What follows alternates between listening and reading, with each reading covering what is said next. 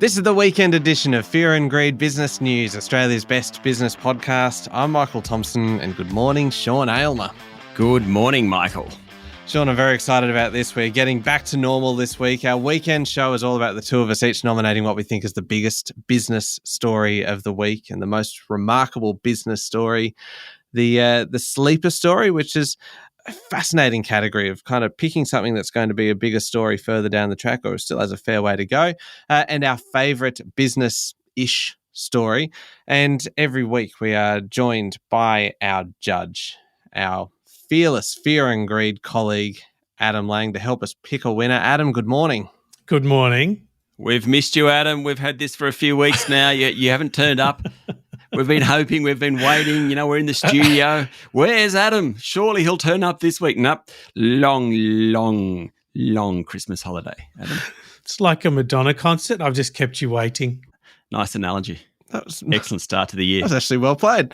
Now, very quickly, before we get into it, can you give us a very, very brief rundown on what you are looking for in these stories? What are you judging us on, please, Adam? Okay. So we're looking for topicality, timeliness, economic impact, a bit of subjective bias towards me and my interests, and then, of course, one of our favourites and Michael's superpower, melodrama. No. I've dialed back the melodrama this year.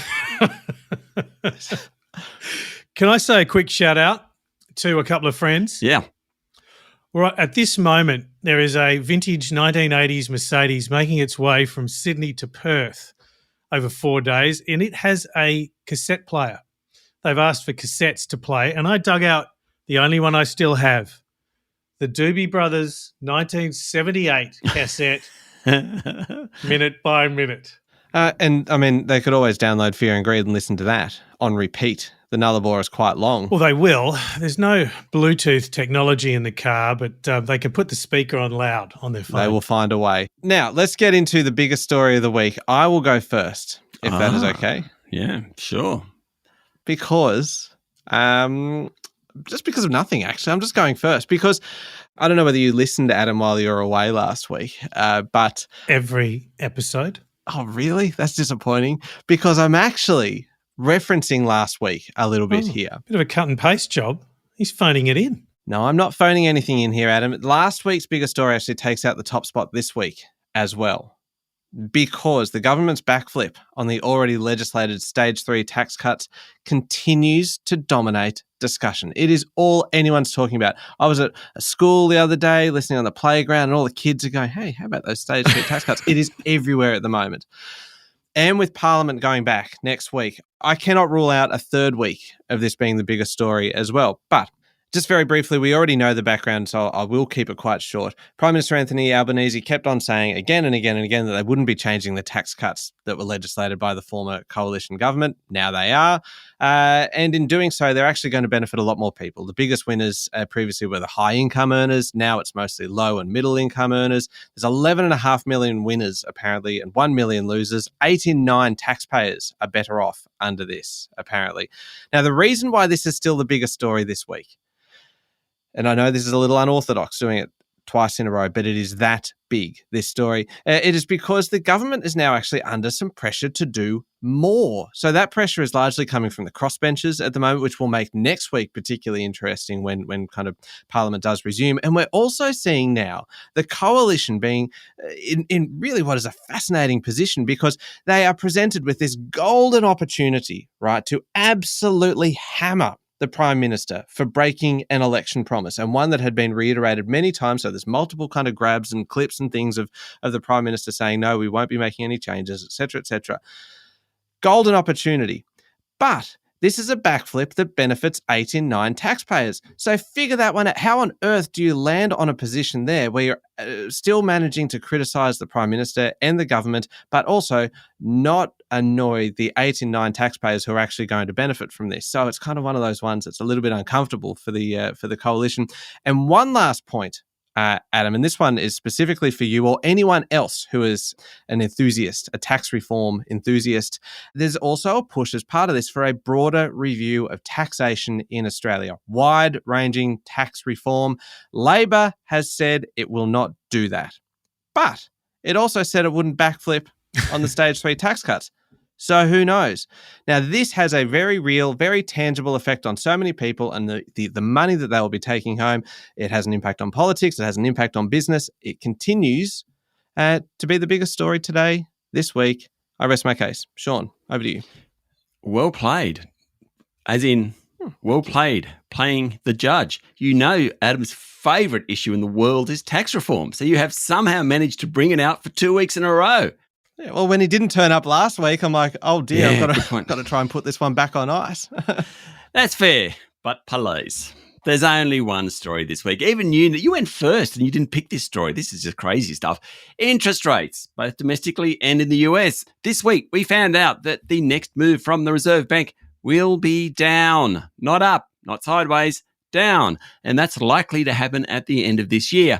According to the Bureau of Statistics, the annual rate of inflation hit a 2-year low of 4.1% during the December quarter. The CPI rose 0.6% during the March quarter. That's the smallest quarterly rise since March 2021. Imagine 4 lots of 0.6% increases in inflation. 2.4%, well within the Reserve Bank's target range. The Reserve Bank's preferred measure of underlying inflation, the TRIM mean, which takes out volatile items, was 4.2% for the year, much, much lower than the 5.1% that it was running at earlier in the year. Inflation isn't in the Reserve Bank's 2 to 3% target range yet, but it is on the way down. The economy is slowing. It shed 65,000 jobs in December. Retail sales tumbled 2.7% in December. We found that out this week. In fact, that was the biggest slowdown since the pandemic.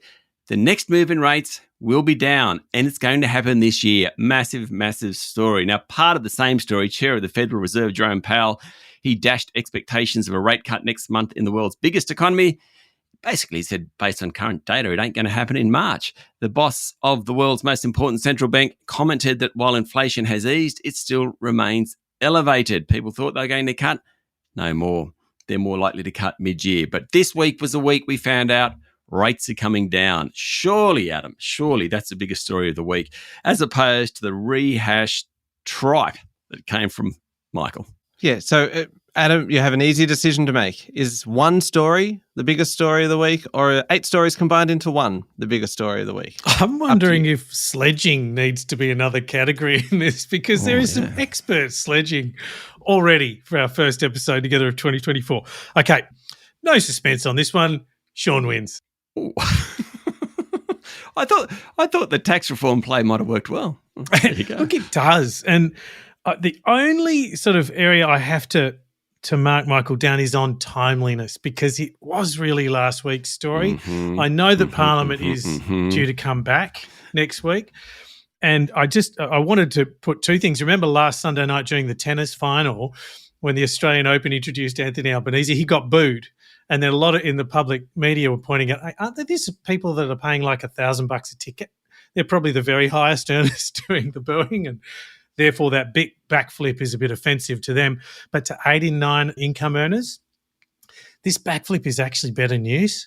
And so it is expedient. And will it be politically damaging that Albanese's broken a promise? We'll see. I think after the sort of bashing that they got politically last year, including the outcome of the Voice referendum, he needs to turn some corners. And as we head towards a federal election, I think this is expeditious. But on Wednesday, when we got those CPI numbers, it was like, oh, thank you. You know, such great news. Relief was palpable. It turned out to be an international story. I think that just wins for this week's biggest story of the week. And the kiddies in the playground, they were so excited. They were getting a little bit of extra money for recess so that they could buy something at the tuck shop because rates are coming down. That's right. I mean, 11:30 on Wednesday, they turn on the TV in the classroom and everyone sits around and watches Sky News going, what's gonna happen, Mrs. Johnson? And then all of a sudden, it's like watching the moon landing. They go, inflation's come down slightly. Hooray. What does Peter Credlin think about this? Please, flash to her. Okay, let's move on. 1-0. We're going to keep this pacey. A note I should have provided to the judge before he delivered his judgment. Okay, let's move on to most remarkable story. I went first in the first category, so you may go first here, Sean. Okay. Elon Musk. He just keeps giving. getting paid $55 billion US dollars and then it being struck down this week because a Delaware judge, how dare he, suggests that that $55 billion US dollars is somewhat excessive. The ruling, as it stands, takes a giant bite out of Musk's wealth and puts the fate of his companies in question, although I'm sure it will be appealed. The ruling comes more than 5 years after the electric car maker's co-founder was granted the largest executive compensation plan in history. It was based on options. He only got the options if Musk hit all sorts of fanciful targets. Unattainable goals, revenue of $175 billion US dollars, a market cap of $650 billion US dollars, overtaking General Motors in sales. As if that had ever happened. Well, it did. Hence, he's got these options worth $51.1 billion. The ruling this week didn't put Chair, Australian Robin Denholm, in a particularly good light. It says, and I quote, "Put simply, neither the Compensation Committee nor the board acted in the best interest of the company when negotiating Musk's compensation plan." The US judge said that life-changing wealth for Denholm as a result of being chair of Tesla. She literally has hundreds of millions of dollars out of this gig, hundreds of millions of US dollars out of this gig. The fact that she had this life-changing wealth meant she didn't stand up to Musk. Now, this is all arriving this week as Musk wants Tesla's board to arrange another massive stock award for him. He reckons he needs a bigger stake to maintain control of the EV car maker, and he wants to push further into artificial intelligence. Let's just shift gears here. What's it mean for Elon Musk's fortune? Well, about $51.1 billion of his value is those options. If you take them out, it drops to a mere $154.3 billion. That's his wealth, according to the Bloomberg Billionaires Index, makes him number 3. I'm sure Jeff Bezos would like that. I'll see whether he tweets about that one. So quite remarkable, this story. The size of the pay, the fact that he actually managed to hit all these targets, which were literally fanciful. Remember when 2018, when these were awarded, the company was going backwards. It couldn't get cars off the assembly line. It was in all sorts of trouble. So you may not like Elon Musk, but he's done a phenomenal job at Tesla. But wow, he's getting paid for it. Remarkable. Michael. That is remarkable. And my most remarkable story actually comes from the US as well, because there is something quite remarkable about a company hitting a market valuation of $3 trillion US dollars. And in the last week, that happened with Microsoft. And Microsoft has now joined Apple in that, I would say, you would have to say it's a very exclusive club. If there's only 2 companies in it, that is quite exclusive. And then it actually passed Apple, and Apple slipped back. And Microsoft has become the largest company on Wall Street, which is amazing. And the fact is that Microsoft has had a great run of late. And this week it posted its strongest revenue growth since 2022. It is riding the wave of AI excitement. It's putting AI into all of its products. It's seeing a surge in demand for cloud computing, which is all incredible, all remarkable. And it matters, of course, for investors. Adam, write this down because nearly 30% of the S&P 500 is now made up of just 7 companies, which is obviously a major consideration then for investors. But just quickly, $3 trillion US dollars. Let's just take a moment to just sit back and reflect on just how large and remarkable that is. It's what, 4.5 trillion Aussie dollars or so. Microsoft is worth more than the total value of every company on the ASX combined. Sean, you told us that this week. It's worth more than the value of all of Australia's superannuation funds combined. But to put it into an even perhaps more obscure context, and this is my own fact. Please do. It is worth almost 5 times the value of all the gold still in the ground in Australia. How is that for a cool fact? I mean, it's probably a fact that you're not going to use very often. How'd you calculate that, just out of interest? Yeah. Well, thank you for asking. You know where it is? Because that might help a few people. Yeah, good point, Adam. Good point. Okay, so Australia's estimated to have about 9,500 tons of gold still in the ground. How do they do that? Like, just 9,500 just holds up their thumb. Yeah, 9,500. No, it's science, Sean. It's right. It's Sorry. geology and it's science and it's alchemy and it's a few other things. Yep. And it's And because I think it goes, Australia has the most. It's like 17% of the world's estimated gold reserves, and Australia's actually number one, and then Russia, and then South Africa after that. And so anyway, then I did some what I would describe as somewhat complicated maths, and figured out how many ounces were in a ton. The answer is a lot. It maxed out my calculator, so I went to here's a Google? confession for you. No, I went one better than Google. I'm like, ChatGPT, how many ounces are in 9,500 tons? And then I asked it to calculate the value of that based on the current gold price, and it told me. And then I did a little bit more kind of maths and figured out this stat. So there you go. Very, very appropriate for a Microsoft story that you're using ChatGPT. Oh, the rigor. I appreciate you noticing that, Sean, because that was why I did it. It was really just to point out the fact that obviously Microsoft is a major investor in OpenAI, ChatGPT, and that wanted to bring it all together. There you go. Lots of gold in Australia. No, that's not the story. What's the story? The Microsoft hitting $3 trillion. There we go. Adam. And we're back. Excellent story on Elon Musk. Judgment, 5 years later. And like you said, Sean, those numbers were almost beyond reach in any sort of realistic terms when they were made. And the fact that he's earned them, so, well, that's the deal done. So, yeah, interesting to see where it goes from here. Michael has to win this week for Remarkable Story of the Week, because that $3 trillion valuation and all of the component parts, I think, is just so fascinating. So well done, Michael. Was it the gold stat that did it for me? Actually, no. That part was a little long for mine. We need some more brevity. It was the use of a calculator and potentially a spreadsheet, which you failed at, but Adam knew exactly what was going on. Well done, Michael. 1-1. 1-1. All right, quick break. We'll come back with Sleeper Story of the Week.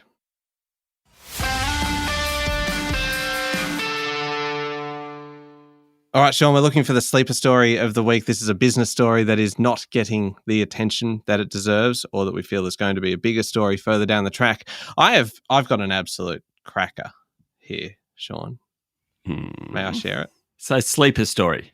Okay. Oh, okay. I know what you're trying to set me up here. This story is not so much of a sleeper because it is getting plenty of attention. But don't laugh, Adam. But we don't yet know what the fallout of this is going to be. It will continue to be a massive story for some time, and the actual ramifications of it are going to be bigger than the initial event. This week, China's property debt crisis claimed its biggest victim. Oh, really? Tell me. I didn't hear much about it. I did say it was big. And I said it was getting plenty of attention, but I said the consequences, the fallout is the sleeper story here, Sean. So please, just a little bit of patience and a little bit of kind of courtesy and respect here. I don't interrupt you. Well, I do sometimes. Evergrande, property giant, Evergrande, going into liquidation. The company has about $500 billion of liabilities. That is roughly equivalent to all of the gold still in the ground in Australia. Oh God, here we go. It is now my new default measure. So Evergrande first defaulted on a bond payment more than 2 years ago. So this has been a slow-moving train wreck. We know that this has kind of been going to there's been so many efforts to try and avoid this. I thought it was a sleeper. Adam, can you, as judge, do you have powers to muzzle someone? He's nodding at me. Look, aren't you watching him? He's nodding as I say these things. Yeah, I know, but I'm appealing to the judge to help me. Intervene here, judge. Do your duty. Can't you smite him in some way? A good smoting. All right. It's a bit hard in an audio mechanism. I'll bring a broadsword to our next recording. Yes, let me get on with this. This has been a major part of the whole China slowdown story, right? So Evergrande, other developers had took a lot of money for apartments, hadn't been finished, left hundreds of thousands of home buyers still waiting on their property. Now, because of the size of this thing, because of the importance of the property sector in China, because of the importance of the Chinese economy to the rest of the world, because of the flow-on effect of this absolute giant going under. The only thing that we can say for sure is that the fallout from this is going to be seismic. Ooh. We do not yet know what that fallout is going to be. Therefore, this is a sleeper story because it is going to be a big, even bigger story further down the track. It is not just a sleeper story. It is the sleeper story of the decade. Oh, Sean. Like. Well, given that you can have a sleeper story because we don't know what's going to happen, I'm going to double up. And I'm going to have a sleeper story because we don't know what's going to happen. In my instance, much bigger than just one dull little country like China. My story is massive. We have no idea what it means. That's why it's a sleeper. More than 50 countries around the world this year are holding elections, affecting about 4 billion people. Adam, 4 billion. That's half the globe's population. It has major implications for financial markets and the global economy. We just don't know what they are. It's a coincidence that so many countries in the developed and developing worlds with huge populations are going to the polls in 2024. In fact, 7 of the 10 most populous nations are voting this year. The US election at the end of the year is the best known, while the Brits, in all likelihood, will be voting late this year. The biggest elections in India in a few months. Incumbent Narendra Modi is likely to be returned. Already this year, there have been votes in Bangladesh and Taiwan. This month, in a few weeks, the world's 4th and 5th most populous nations, Indonesia and Pakistan, go to the polls. In March, the Russians and Iranians vote. Imagine how free and fair those ones will be, Russians and Iranians. Anyway, South Africa, Mexico, Croatia, European Union, they're all due to vote this year. Now, the big unknown is how this plays out for investors. Might be geopolitical issues. We saw what happened when the incumbent DPP party in Taiwan won an election in January. Kind of that tension with China remains as a result. At other times, particularly in emerging markets, it's all about whether investors can get in or whether they'll get burned. India is a great example of that. Consensus is Modi gets another term. If he remains as PM, India certainly becomes more attractive to investors. He's done a great job modernising that economy. Funny thing is, the biggest uncertainty comes from the most well-known election, the US. It's the world's most important economy. If Donald Trump wins, suddenly there's a whole lot of uncertainty in markets, and that will impact currencies, bonds, equities, all sorts of asset classes. The run of elections this year certainly adds to a layer of uncertainty to investors. And on the back of Michael talking Evergrande, I'm just one-upping on that to say 4 billion people going to the polls. Wow. Talk about a sleeper. Because these are all surprise elections that no one knows about. Yeah, they're pop-up elections. Yeah. Good news, guys. You're voting today. Yeah. Surprise. You got an hour. So Evergrande has been on the brink for some time. And so this sleeper story I've become used to in recent years. So, Michael, for that reason, I'm sorry. I have to say that Sean wins sleeper story of the week. Even the prospect of all of these elections, including Modi, he's so popular in India, and India's on a tear, right? Everything's growing. So it's a vibrant economy. The possibility of Trump being the candidate and coming back is, oh, wow, this is going to be spectacular. And it does have economic impact. In Australia, we might have an election this year. We might not. I think it's by about April next year is when we need to have the election. But we know that has impact on everyone. If you're buying a house, if you're making big purchasing decisions, you tend to stop while there's an election campaign, and that affects the economy. And so 50% of the world going to elections will have economic impact. Sean, you win. That's exactly what I was going to say too if I had a little bit more time, the stuff that you said. Oh, because you didn't have enough time. Jeez. All right. Favourite story of the week. What's yours, Sean? Well, Michael, Adam, if I don't win this category, you're both Scrooges. The local share market hit a new record high this week. How can that not be everyone's favourite story? The better-than-expected inflation figures pushed the S&P ASX 200 to a record 7,681 points. Some of the sectors that have struggled, tech and real estate, for example, are doing better. Others, like the banks, are booming. Even though most professional investors reckon they're overvalued, the iron ore companies are benefiting from reasonably stable high prices. Healthcare companies, insurers, they've rebounded. Okay, the retail picture's a bit mixed. No one wants to go anywhere near lithium or nickel. But the fact that the ASX 200 is up 12, 13% since October last year is great news, unless you're sort of miserable like Michael, maybe not. But anyway, how can it not be the favourite story of the week? The market hits a new high. I'm sure the holders of 24 million super accounts, those 24 million people are basically standing on, 8,500 ounces of gold? They are. 24 million super accounts across Australia. They're happy about it. Michael, your favourite story? Oh, it feels like this is a setup, Sean. It feels like you've referenced me being kind of a little bit mean, a little bit tight, a little bit of a Scrooge 3 or 4 times. I wonder if it's linked to this, because my favourite story is essentially this week just proving exactly what we already know, that competition makes things cheaper. But the reason why I think it's so interesting is it's not often that we know exactly how much cheaper, right? And even now I've used the word cheaper like 3 times, and I know, Sean, that was a setup. Airfares, we learnt this week, are halved when travellers have the option of 3 carriers rather than 1. Now, this came out of Australia's Competition Task Force, that they did a bit of research, much like me, researching gold, and it showed that when one airline services a route, airfares average 39.6 cents per kilometre. If you have 2 airfares that are competing, the average fare goes down to 28.2 cents per kilometre. So there we go, from 39 cents to 28. And then you add in a third competitor and it goes down to 19.2 cents. Now, at that rate, if my maths serves me correctly, and it might, it goes down 9 to 10 cents per kilometre for every airline on a route. Therefore, if you have 5 airlines servicing a route, 2 go bust. I like where we're going here. Those flights should be free.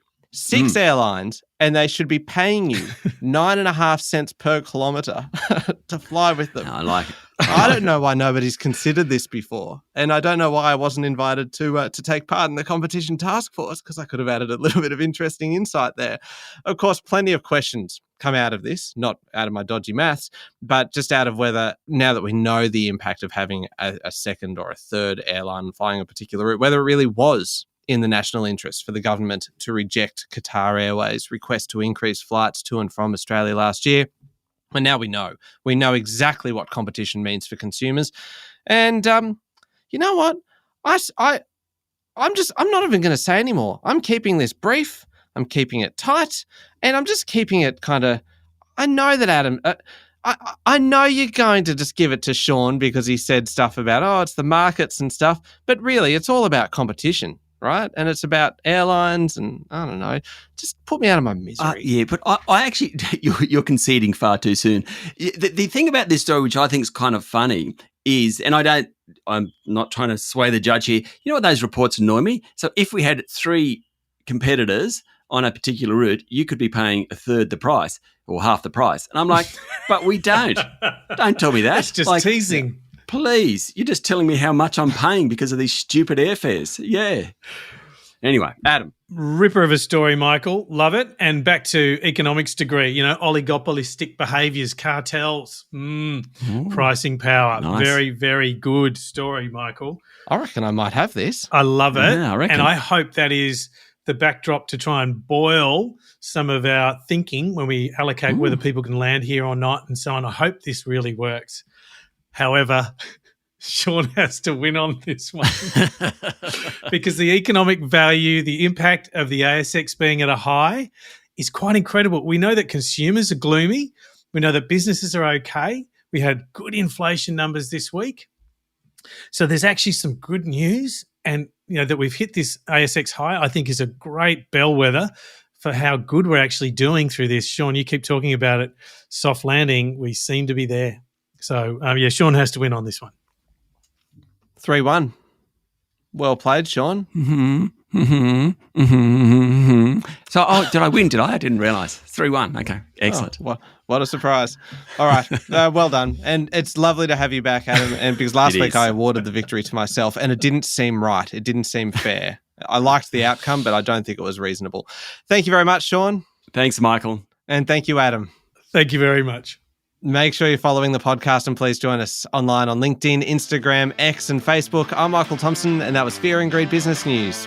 Have a great weekend.